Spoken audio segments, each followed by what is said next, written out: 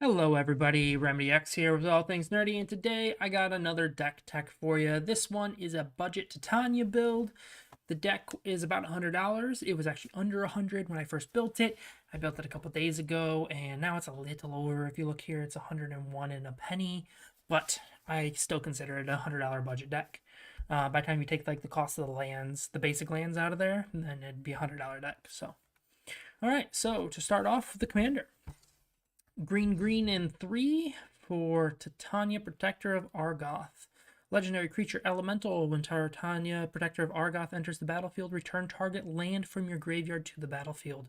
Whenever a land you control is put into a graveyard from the battlefield, put a 5/3 green elemental creature token onto the battlefield. So that's the second ability, is the one we really want to abuse here.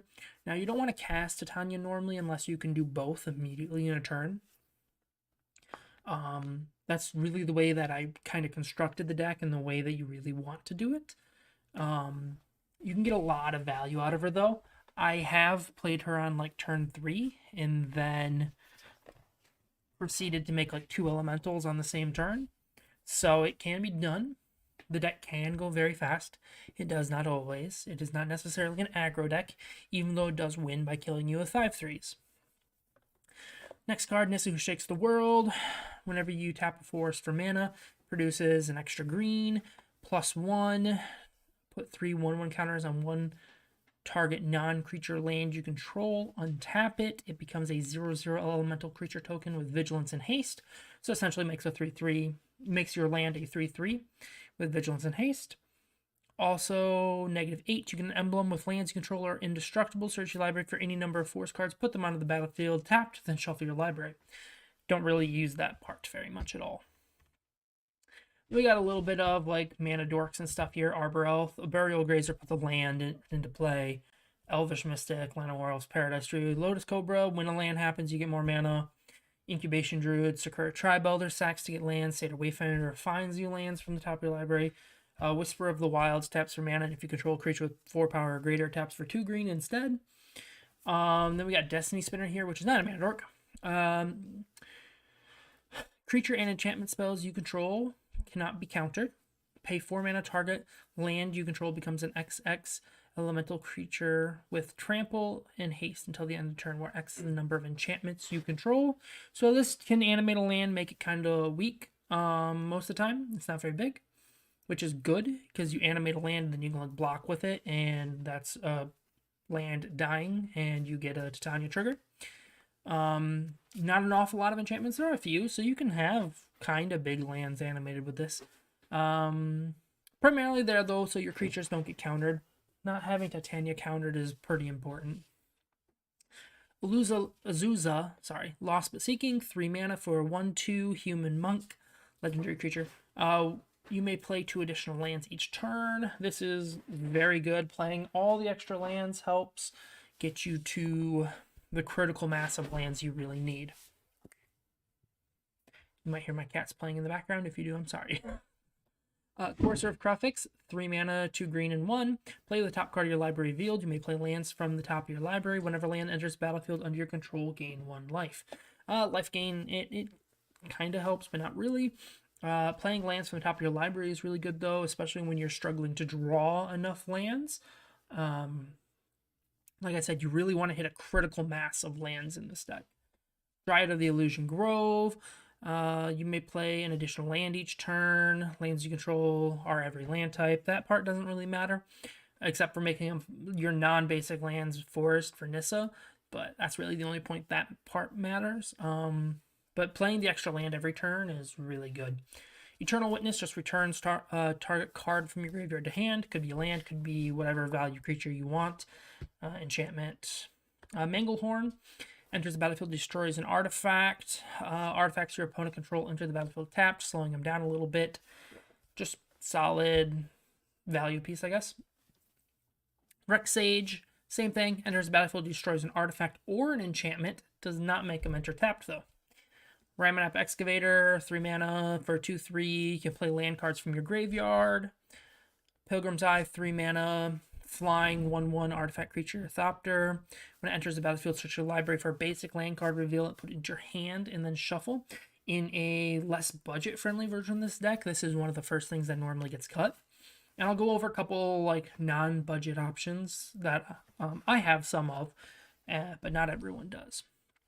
Nissa, Vastward Seer, 3 mana, 1 green and 2. When she enters the battlefield, search your library for a force card, put it in your hand, then shuffle your library. Whenever a land enters the battlefield under your control, if you control 7 or more lands, exile Nissa and then return her under your control transformed. Can I flip her here? There we go. On the flip side, she's a planeswalker with +1, reveal the top card of your library. If it's a land card, put it onto the battlefield. Otherwise, put it into your hand. -2, create a 4/4 elemental creature token named Ashaya, the Awoken World, onto the battlefield. -7, untap up to 6 target lands. They become 6/6 elemental creature tokens. They are still lands. So, animates your lands. Scoot Swarm, landfall. When a land enters the battlefield under your control, create a 1/1 green insect creature token. If you control 6 or more lands, though, it creates a copy of Scoot Swarm, and then they really start to multiply at that point. Spring Bloom Druid. This is just honestly an all-star in the deck. 3 mana creature, green and 2. Elf Druid. When it enters the battlefield, you may sacrifice a land. If you do, search your library for 2 basic land cards, put them on the battlefield tapped, then shelf your library. So it's 2 landfall triggers plus a death trigger for Titania. Honestly, this card puts in a lot more work than he does in a lot of other decks, and he's already pretty good in other decks. Only a quarter. Tireless Provisioner. This is also a really good card. 3 mana, green and 2. Whenever land enters the battlefield under your control, create a food token or a treasure token. It's pretty much always going to be treasure, unless you find yourself with no cards and you just have spare mana. Just tons of spare mana. But this deck can draw a decent chunk of cards, so that doesn't typically happen. Yevamaya Druid, 3 mana, 2 green and 1, Forest Walk, 2/1 creature. When it enters the battlefield, search your library for a force card, put it on the battlefield tapped, under target player's control, then shuffle your library.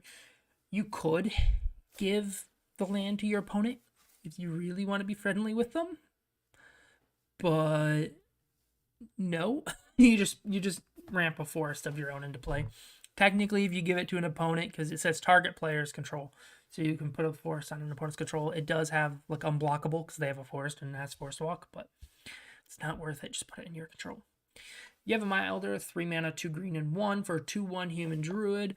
When it dies, you may search your library for up to 2 basic land cards, reveal them, put them into your hand, and then shuffle. So the downside to this one is it's to the hand, but it is 2. You can pay 2 mana to sacrifice the Yevamaya Elder to draw a card. That part is actually okay. Yevamaya Elder is one I would consider cutting in a version where budget isn't such a thing. Like I said, I wanted this deck to be about $100, and I got it there. Nylea, Goddess of the Hunt, 4 mana, green and 3.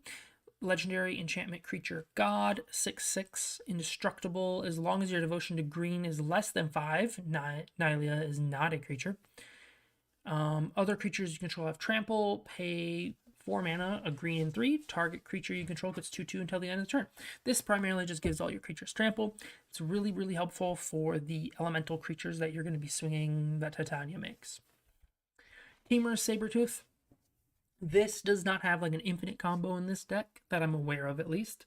It's just a really high value piece. As you can see, a lot of our things happen when they enter the battlefield. So pay 2 mana, return a creature to your hand. This gets indestructible till the end of the turn, and then you can recast the creature to get its enter the battlefield trigger again. So, Acidic Slime, one of those enter the battlefield abilities I was talking about. 5 mana, 2 green and 3, Death Touch for 2/2 ooze. Whenever Acidic Slime enters the battlefield, destroy target artifact, enchantment, or land. I have actually destroyed my own land with this. It does happen from time to time. Now, we're not playing a ton of we are playing a good amount of basics, but we are playing a good amount of non-basics as well that will sacrifice themselves. So it's not always necessary. A lot of the times, this is just another Swiss Army knife. Get rid of the problematic artifacts and enchantments. We don't normally have problems with creatures too much because we produce so many creatures. They're not normally our problem. It's normally the artifacts and enchantments that get in our way. Keeper of Fables, 5 mana for a 4/5 cat. Whenever one or more non-human creatures you control deals combat damage to a player, draw a card.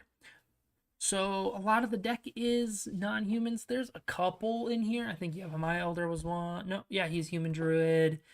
There's only a couple. Eternal Witness. And the ones that are human are ones that you really don't swing anyway. Most of the time what you're swinging is these elementals. So once they get damaged through, you get to draw cards. Because it's damage to a player. Remember, to a player. Also, only a 17-cent card. Really good. Warren Frostfang is a 5-mana snake, 2/6, that says attacking creatures you control have Death Touch. Whenever a creature you control does combat damage to a player, draw a card. So this one kind of doubles up with the Keeper of Fables, except this one gives Death Touch. Death Touch is very helpful, especially when you already have Trample in play. You swing a 5/3 and either they block with 5 toughness, or they are going to have some spillover and you're going to get to draw some cards. So, it does very well. Rampaging Baloth, 6 mana for a 6/6 trampling beast. Landfall, create a 4/4 beast creature token. The beast does not naturally have trample. I for some reason, I always think it does. It does not. You do have to play another source of trample. But it does just landfall, make a 4/4, which is also really good. Even better, though, Avenger of Zendikar, 7 mana for a 5/5. When it enters the battlefield, it creates 0/1 plant creature tokens equal to the number of lands you control. So it makes X 0/1 tokens, where X is the amount of lands you control. Landfall, so when a land enters the battlefield under your control, put a 1/1 counter on each plant creature you control. It does actually work if you have plants that are not made by it. I don't think there was any in the deck. I don't think so. But if you do have another source of plants or something, it does put a counter on those too. Terastodon, 7 mana, 9/9. I'm sorry, 8 mana, 9/9. 6 and 2 green. Whenever Terastodon enters the battlefield, you may destroy up to 3 target non-creature permanents. For each permanent put into the graveyard this way, its controller creates a 3/3 green elephant creature token. I normally do this to my own lands. This is the most expensive card in the deck. Once you cast it, destroy 3 of your lands, which makes 3 more 3/3 elephants. So you're putting 18 power into play. And then if you have Titania in play, you're putting 3 more elementals into play because she triggers 3 times. So that's another 15 power. So you're putting 33 power into play off this one card. Yes, destroy your own lands with it. Unless your opponent really has something problematic that you need to get rid of, normally you destroy your own lands. Sorceries. Explore, 2 mana, green and 1. You may play an additional land this turn and draw a card. Rampant Growth, green and 1. Search your library for a basic land card, put it onto the battlefield tapped, then shuffle your library afterwards. Restore, green and 1. Put target land card from your graveyard onto the battlefield under your control. This works really good with those lands that sacrifice themselves. Splendid Reclamation, 4 mana. Return all lands from your graveyard to the battlefield tapped. Also works really good with all the lands that sacrifice themselves. Shamanic Revelation, 5 mana, 2 green and 3. Draw a card for each creature you control. This can be a lot at times. Ferocious, you gain 4 life for each creature you control with power 4 or greater. Remember, your elementals have 5 power at base, so you can gain some life off this. It's not its function, though. Its function is to draw you a bunch of cards. It is nice, and it's definitely helpful at times, but the main function is to draw cards. On to instants. Crop Rotation, 1 green, as an additional cost to cast the Crop Rotation. Sacrifice a land. Search your library for a land card, put it onto the battlefield, then shuffle your library. Does not enter tapped, triggers Titania, puts a land in the graveyard for Titania's enter the battlefield ability. Is technically fixing, but we're a monocolor deck.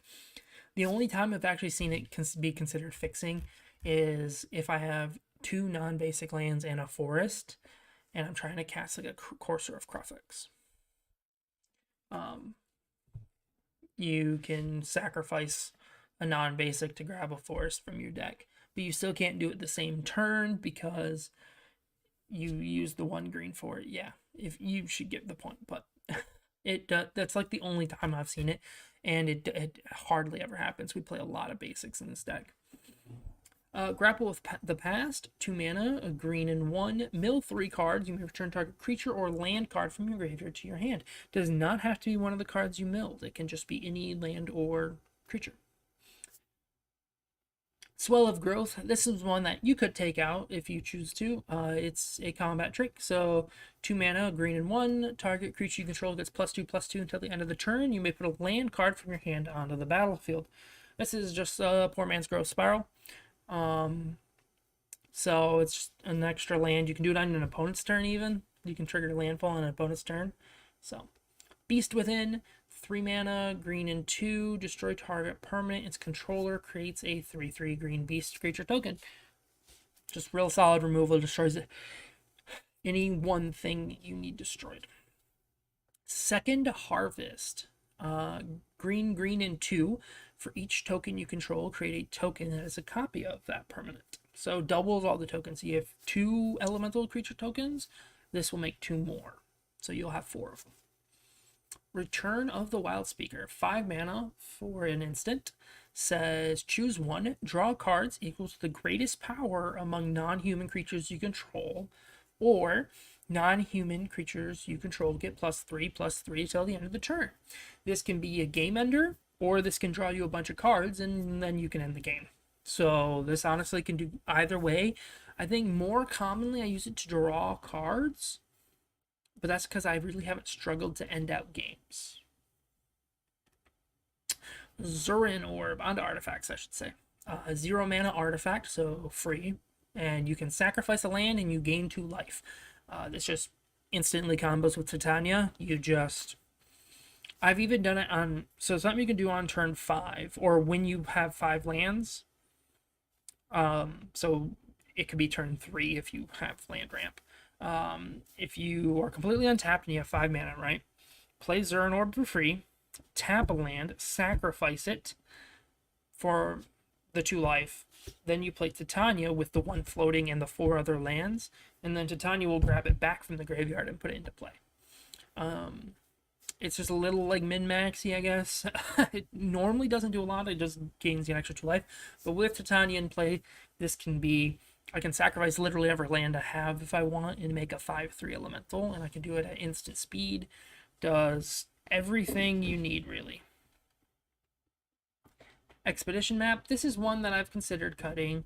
It does help at times. 1 mana for an artifact. With 2 mana, sacrifice Expedition Map. Search your library for a land card. Reveal it, put it in your hand, then shuffle your library.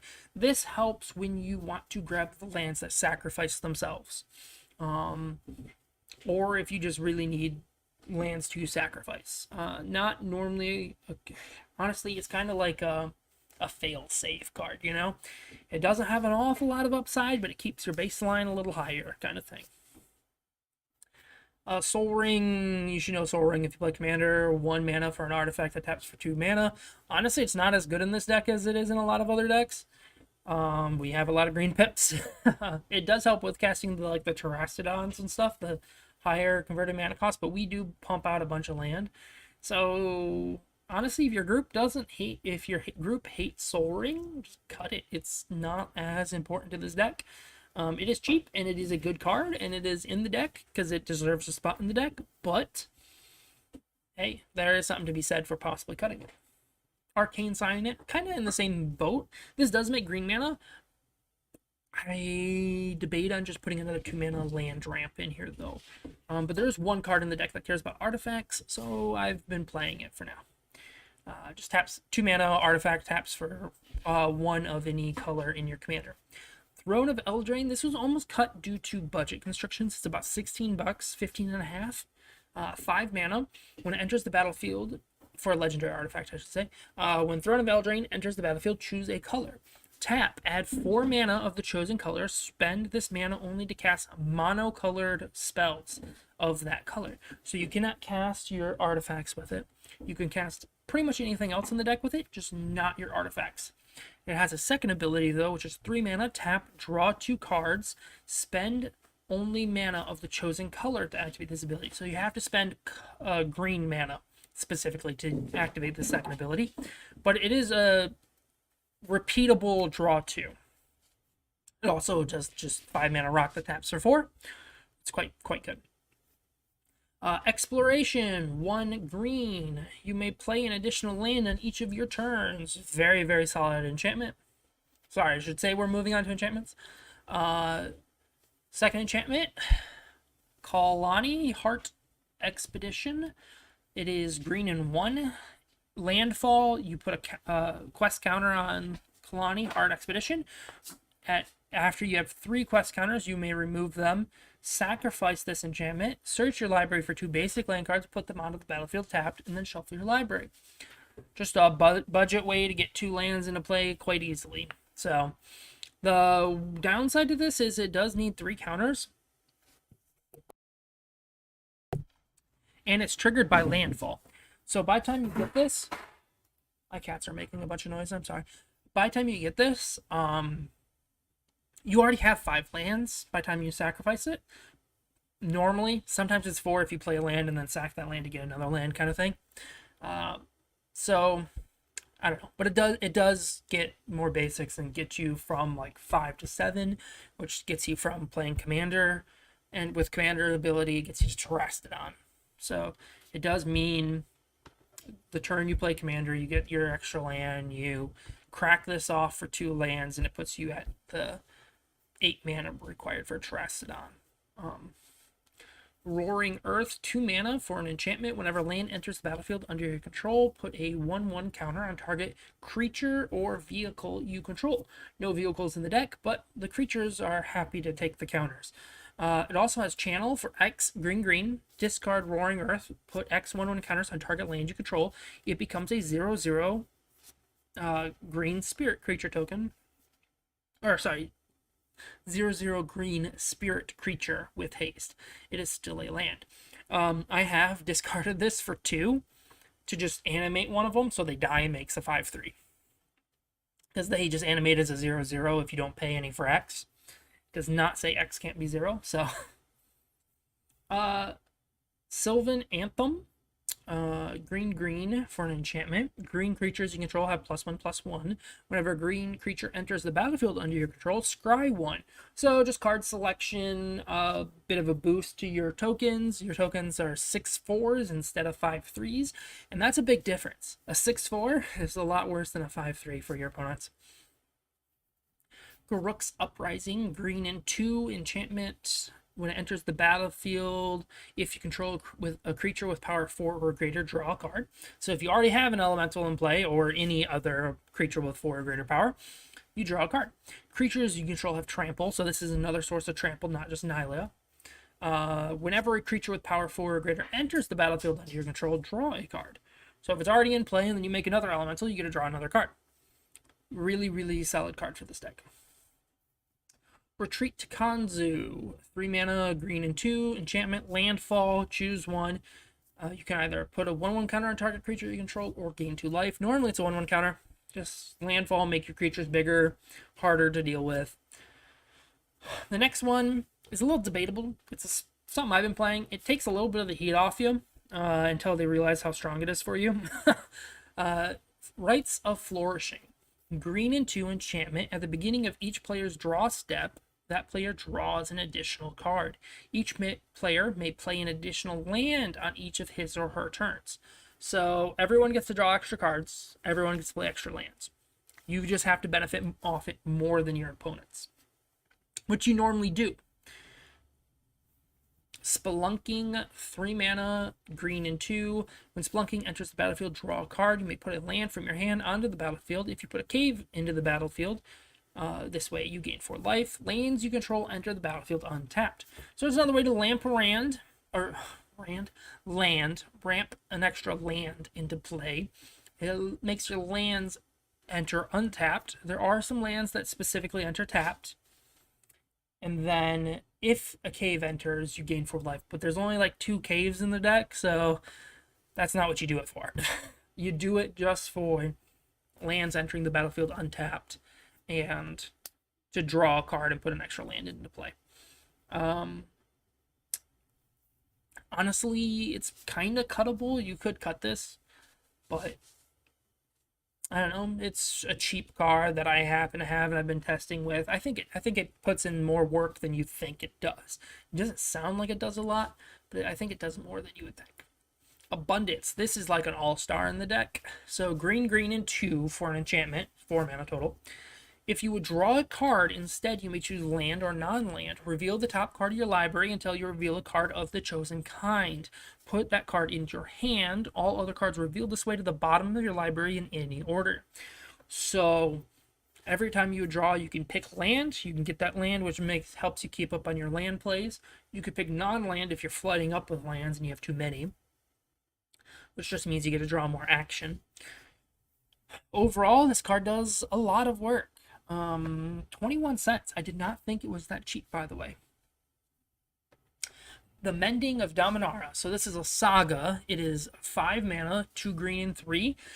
The first 2 phases both read: mill 2 cards, then return a creature card from your graveyard to your hand.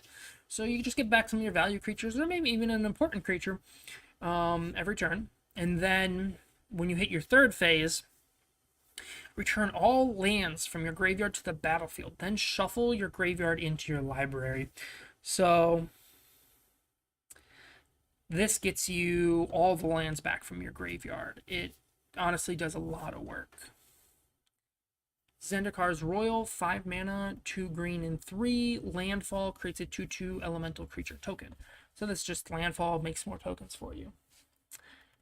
And now we get to the lands. Honestly, nothing too special with the lands. Panorama, Naya Panorama, kind of budget options. There are better. Shire Trace, kind of in the same boat. It's 1 mana tap, sack them, grab a forest for all 3 of those, basically. These ones I really, the Overlooks, or, yeah. Retriever's Overlook, Cabaret Courtyard, and Broker's Hideout.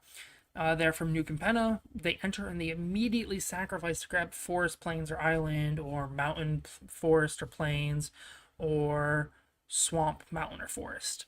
So they just immediately sacrifice. So with the things that return them to play, they enter play, they sacrifice immediately, and then even if they enter tapped, they will sacrifice immediately, and then you gain the 1 life and put a forest from your deck, from your library, into play. Terramorphic Expanse is here, Evolving Wilds is here, the usual. Blighted Woodland, taps for a colorless, or you may pay 3 and a green, so 4 mana total. Tap, sacrifice it, search your library for 2 basic land cards, put them onto the battlefield, tap, then shuffle. This grabs 2. Echoing Deeps is one of the 2 caves in the deck. It enters the battlefield as a copy of a land in your graveyard, except it's a cave in addition to its other types. So often you want it to be like the Overlook here, or one of them that sacrifice immediately. Cryptic Caves, taps for colorless, or 1 tap, sacrifice Cryptic Cave, draw a card. Activate this ability only if you have 5 or more lands.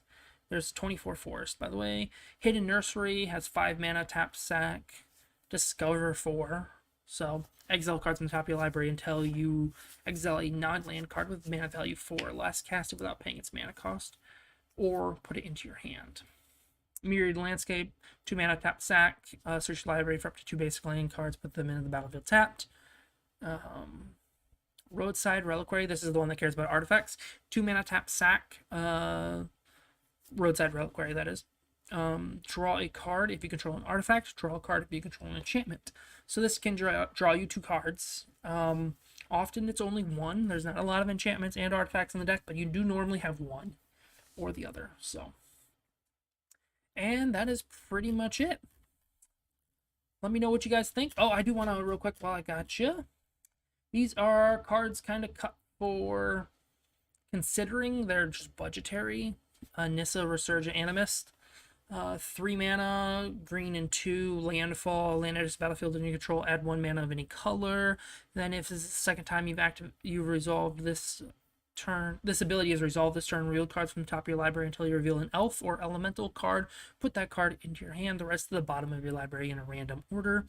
There's not a lot of elves or elementals, but if you do trigger it twice, it is just kind of you get a card, which is always good. And some of the cards you get are quite good. Like Avenger of Zendikar is an elemental. The elves often like ramp you and do some pretty good stuff, so she's really good. Ashaya, Soul of the Wild. This one is very good. 5 mana, 3 and 2 green. Enters has power and toughness equal to the number of lands you control. Non-token creatures you control are forest lands in addition to their other types. So this says whenever a creature you control dies, you'll trigger Titania, because all your creatures are also forest, which are lands. So Escape Shift sorcery, 4 mana, 2 green and 2. Sacrifice any number of lands, search your library for that many land cards, put them onto the battlefield tapped, then shuffle your library. This card can actually be pretty nuts. You have Titania in play, you pay 4 mana, you sacrifice all your lands, so 6. Then you get 6 more lands from your library into play. You grab the ones that sacrifice themselves immediately, so then they replace themselves. You still end up with 6 lands, and you end up with 8 or 9 elementals entering your battlefield. Really good, just cut due to budgets. And I actually don't have this card. I also don't have a Shia, but these are like the first 2 I'd put in the deck. Crucible of Worlds, you may play an artifact for 3 generic mana. You may play land cards from your graveyard. Just solid role player, just an extra copy of Raminap Excavator basically. It's $16 though. I do have it and I actually play it, but the Great Henge, 9 mana. The spell costs X less, where X is the greatest power among creatures you control. It taps to add 2 green and you gain 2 life. Whenever a non-token creature enters the battlefield under your control, put a 1/1 counter on it and draw a card. I know we make a bunch of tokens, but when we do play non-tokens, we get to draw a card. It's really good, plus it makes mana. Parallel Lives, 4 mana enchantment, green and 3. When you would create 1 or more tokens, you create twice that many instead. I actually do play this. It's just the cheapest version is already $22, so it was cut to budget reasons. It's very good, though. You remember how I mentioned you can make a bunch of... you can put like 33 power into play with Trasodon or something like that. You can now basically double it. Yevamaya, Cradle of Growth. Each land is a forest in addition to other land types. This card's not that important for the deck. We already put a bunch of forest into play very frequently. It does make your non-basic land forest into forest, so you can use them for green mana while you are just trying to build up to sacrifice them. It's not super important. I play it. I do own it. I pulled it. But it's not that important for the deck. So I thought I would move it out and put it into the considering pile. Basically, you just replace it with a forest. Or cut a forest for it if you have it. And that is the deck. So let me know what you guys think. Let me know what cards you would like to see. Any suggestions.